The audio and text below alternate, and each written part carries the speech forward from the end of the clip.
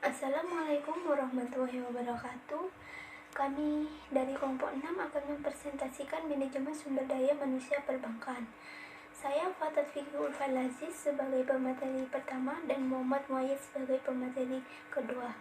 Untuk mempersingkat waktu, untuk pemateri pertama dipersilakan, yaitu pengertian manajemen sumber daya manusia perbankan, yaitu kegiatan perencanaan analisis jabatan, perencanaan tenaga kerja, rekrutmen dan seleksi, pelatihan dan pengembangan, perencanaan karir, penilaian prestasi kerja, dan pemberian kompensasi transparan merupakan kegiatan pengelolaan sumber daya manusia yang ada di bank. Yang B, analisis jabatan atau job analysis, memperhatikan aspek dalam hal profesi merupakan rancangan job analisis yang sudah biasa dilakukan. Berikut aspek-aspek tersebut. Yang pertama, job description, yaitu mendeskripsikan suatu pekerjaan sesuai uraian secara lengkap. Suatu pekerjaan terdiri dari nama jabatan, departemen, lokasi, fungsi, tugas-tugas, tanggung jawab, wewenang, dan kondisi kerja. Yang kedua yaitu job specification, merupakan profil atau spesifikasi memuat informasi-informasi suatu pekerjaan tentang nama jabatan, departemen, dan lokasi. Yang ketiga yaitu job performance standard, yaitu suatu target pelaksanaan suatu pekerjaan dan keberhasilan kerja. Yang C, perencanaan tenaga kerja. 1. Kegiatan yang menyediakan sejumlah tenaga kerja yang digunakan oleh pihak bank, baik dalam waktu jangka pendek maupun jangka panjang, merupakan penggandaan karyawan. Yang kedua, kegiatan yang dilakukan agar mendapatkan jumlah tenaga kerja melalui sumber tenaga kerja yang ada, merupakan pengertian penarikan karyawan. Yang ketiga, kegiatan pelatihan dan pengembangan atau transfer atau promosi karyawan bertujuan agar dapat meningkatkan kualitas sumber daya manusia yang ada dalam bank dengan cara memperbaiki sumber daya manusia. Yang D, rekrutmen dan seleksi. Rekrutmen yaitu kegiatan untuk menarik sejumlah pelamar agar melamar ke bank. Seleksi yaitu proses pemilihan calon karyawan yang telah direkrut melalui berbagai persyaratan yang telah ditetapkan. Dalam praktik pemilihan sumber-sumber tenaga kerja yang dijadikan sarana rekrutmen, antara lain sebagai berikut. Yang pertama, walk-in, yaitu surat-surat lamaran yang masuk ke bank kemudian memilih tenaga kerja berdasarkan surat-surat tersebut, dikenal dengan istilah walk-in. Keuntungan cara ini adalah jika ingin menjadi karyawan bank yang bersangkutan, pelamar yang datang harus benar-benar serius. Kerugiannya adalah tenaga kerja yang dibutuhkan sedikit dan jumlah yang tersedia untuk pelamar terbatas. Yang kedua, employer referral, yaitu karyawan perusahaan bank yang bersangkutan mencari tenaga kerja dan merekomendasikan orang-orang yang telah dibawanya. Cara tersebut dikenal dengan istilah employer referral. Keuntungannya terjaminnya loyalitas dan kualitasnya. Sedangkan kerugiannya, karyawan yang bersangkutan tidak objektif terhadap penilaian orang yang dibawanya. Yang ketiga, lembaga pendidikan. Mendatangi berbagai lembaga pendidikan yang berkualitas merupakan cara dari lembaga pendidikan. Yang keempat, iklan, yaitu cara umum yang dilakukan setiap perusahaan termasuk bank, yaitu melalui iklan. Terdapat dua metode yang merupakan isi dari iklan tersebut, yaitu menguraikan nama perusahaan atau bank. Yang kedua biasanya menggunakan PO Box dan tidak menyebutkan nama perusahaan atau bank. Yang kelima, bursa tenaga kerja. Tenaga kerja dari pemula hingga yang terampil tersedia di bursa tenaga kerja, tetapi sulit memperoleh tenaga kerja yang tertentu. Yang keenam, asosiasi profesional. Contohnya yaitu ICEI, IKADIN, IAI merupakan contoh dari asosiasi profesional. Yang terakhir, terakhir,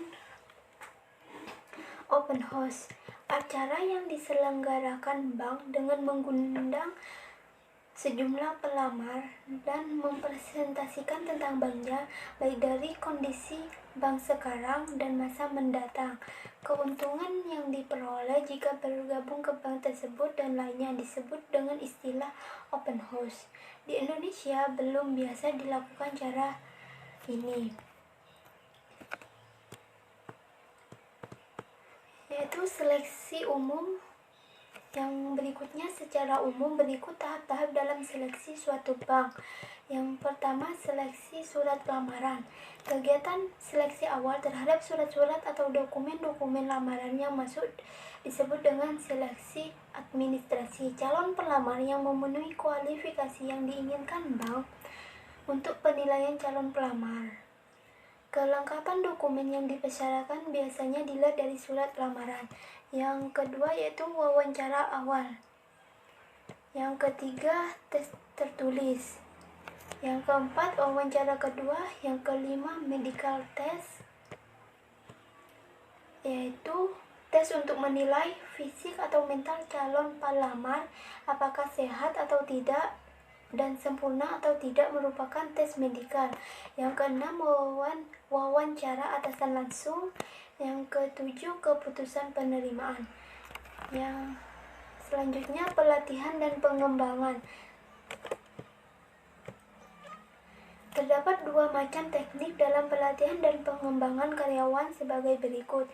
Yang pertama, metode praktis atau on the job training, artinya latihan yang diberikan ke karyawan sambil bekerja dengan bimbingan rekan-rekan atau karyawan lama yang sudah berpengalaman. Memantau dan melaksanakan pekerjaan merupakan cara melakukan on the job training. Yang kedua, teknik presentasi dan metode simulasi. Teknik simulasi dapat dilakukan dengan metode sistem perkuliahan, prestasi video, dan konferensi. Sedangkan cara melakukan metode simulasi yaitu cara mengidentifikasi masalah-masalah, memilih alternatif penyelesaian, dan pengambilan keputusan untuk melakukan studi kasus. Role playing, business game, dan vestibular training yaitu latihan dilakukan dengan pelatihan khusus, bukan dengan atasan langsung. Yang terakhir, latihan di laboratorium untuk pekerjaan tertentu. Sekian dari saya, kurang lebihnya. Assalamualaikum warahmatullahi wabarakatuh. Waalaikumsalam warahmatullahi wabarakatuh. Ini saya akan menjelaskan tentang perencanaan karir. Perjalanan pekerjaan seorang karyawan selama hidupnya bekerja merupakan pengertian karir. Beberapa keuntungan jika perencanaan karir seseorang jelas antara lain sebagai berikut. 1. Mengurangi tingkat turnover karyawan, meningkatkan potensi karyawan dalam kerja, mengembangkan karyawan untuk promosi lebih mudah. 4. Memberikan kepuasan kerja dalam karyawan. 5. Beberapa cara untuk melakukan pengembangan karir sebagai berikut. 1. Meningkatkan prestasi kerja. 2. Meningkatkan kesetiaan dan loyalitas karyawan terhadap perusahaan. 3. Memiliki mentor dan sponsor. 4. Menggunakan permohonan pernyataan berhenti. Penilaian prestasi kerja. Penilaian prestasi kerja memiliki beberapa tujuan, yaitu memperbaiki kualitas pekerjaan, keputusan penempatan, perencanaan pengembangan karir, kebutuhan latihan dan pengembangan, penyesuaian kompensasi, dan kesempatan kerja yang adil. Terdapat beberapa metode atau teknik penilaian prestasi kerja agar akurat, yaitu 1. Teknik penilaian prestasi kerja masa lalu, teknik atau metode penilaian masa depan. A. Pemberian kompensasi. Karyawan menerima balas jasa yang disebut dengan kompensasi finansial dan kompensasi non finansial merupakan dua macam kompensasi secara garis besar.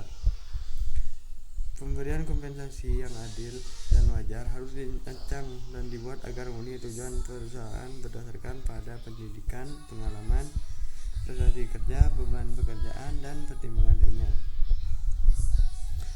Bank menerima banyak keuntungan jika bank memberikan kompensasi secara adil. Berikut keuntungan bank jika memberikan kompensasi secara adil kepada karyawannya. 1. Memberikan rasa keadilan. 2. Memperoleh dan mempertahankan karyawan yang berkualitas. 3. Mempertahankan karyawan. 4. Menghargai karyawan. 5. Pengendalian biaya. 6. Memenuhi peraturan pemerintah.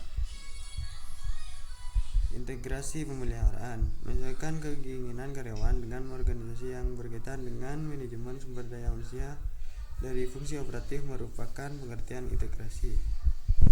Perusahaan harus melakukan pembinaan karyawan yang tidak disiplin dengan cara komunikasi yang efektif sehingga karyawan-karyawan tersebut merasa dihargai dan betah dalam kerja. Pemutusan hubungan kerja. Terdapat beberapa alasan terjadinya pemutusan hubungan kerja antara lain: 1. Memasuki usia pensiun. 2. Permintaan pengunduran diri akibat lalai atau buat curang sehingga diberhentikan.